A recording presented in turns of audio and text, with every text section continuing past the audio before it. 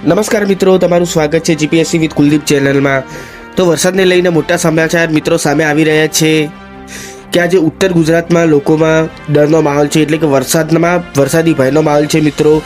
ઉત્તર ગુજરાતમાં આજની આગાહી છે 2 દિવસની, જે વરસાદ પડવાની ઉત્તર ગુજરાતના લોકો માટે આજ ખૂબ જ મહત્વના સમાચાર। ગુજરાતમાં ફરી એકવાર વરસાદે જોર પકડ્યું છે મિત્રો। છેલ્લા 24 કલાકમાં રાજ્યમાં 1-2 નહીં પરંતુ કુલ 162 તાલુકામાં વરસાદ નોંધાયો છે।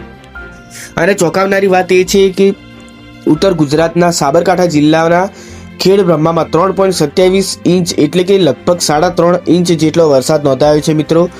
જો શું ઉત્તર ગુજરાતમાં વરસાદનું જોર હજુ વધશે તો બનાસકાંઠા, સાબરકાંઠા, અરવલ્લી, મહેસાણા અને પાટણમાં આગામી સમયમાં વરસાદની સ્થિતિ કેવી રહેશે? ચાલો આજના વિડીયોમાં આપણે આખી માહિતી સરળ ભાષામાં સમજીએ। સૌથી પહેલાં વાત કરીએ છેલ્લા 24 કલાકમાં પડેલા વરસાદની। તો ગુજરાત સ્ટેટ ઇમરજન્સી ઓપરેશન સેન્ટરના આંકડા પ્રમાણે 12 ઓગસ્ટ અને 12 ઓગસ્ટે સવારે 6 વાગ્યાથી 13 ઓગસ્ટ સવારે 6 વાગ્યા સુધીમાં રાજ્યના 162 તાલુકામાં વરસાદ નોંધાયો છે મિત્રો।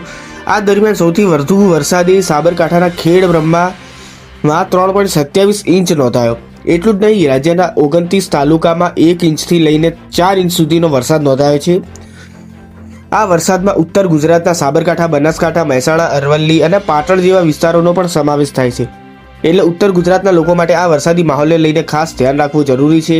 હવે સવાલ એ છે કે આગળના દિવસોમાં વરસાદ ક્યાં પડશે? અને હવામાન વિભાગની આગાહી પ્રમાણે આગામી દિવસોમાં ગુજરાતના અનેક વિસ્તારોમાં હળવાથી મધ્યમ વરસાદ અને ગાજવીજ સાથે વરસાદની શક્યતા છે। ખાસ કરીને કેટલાક વિસ્તારોમાં ભારે વરસાદની શક્યતા પણ છે મિત્રો।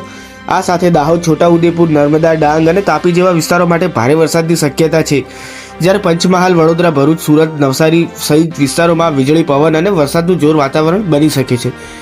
હવે વાત કરીએ ઉત્તર ગુજરાતની, તો બનાસકાંઠા અને સાબરકાંઠા સહિતના વિસ્તારોમાં હાલ વરસાદી માહોલ જોવા મળી રહ્યો છે। ખેડબ્રહ્મામાં નોંધાયેલો 3.27 ઇંચ વરસાદ આ વરસાદી સિસ્ટમની અસર કેટલી છે તે એક મહત્વનો સંકેત છે મિત્રો।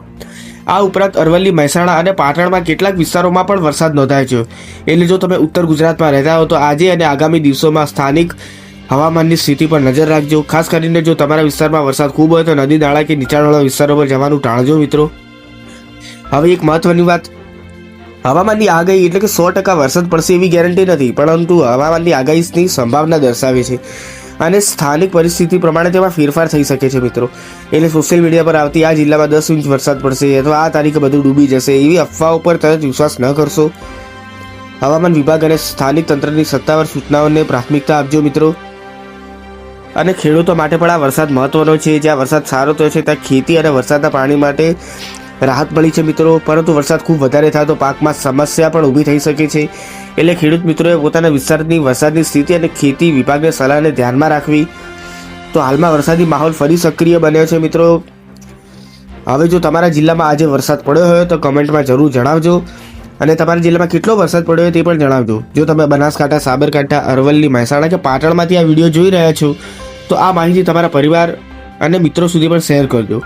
આવી જ ગુજરાતની તાજી અને મહત્વની માહિતી માટે તથા સરળ ગુજરાતી ભાષામાં મેળવવા માટે જીપીએસસી વિથ કુલદીપ ચેનલને સબસ્ક્રાઇબ કરવાનું ભૂલતા નહીં મિત્રો।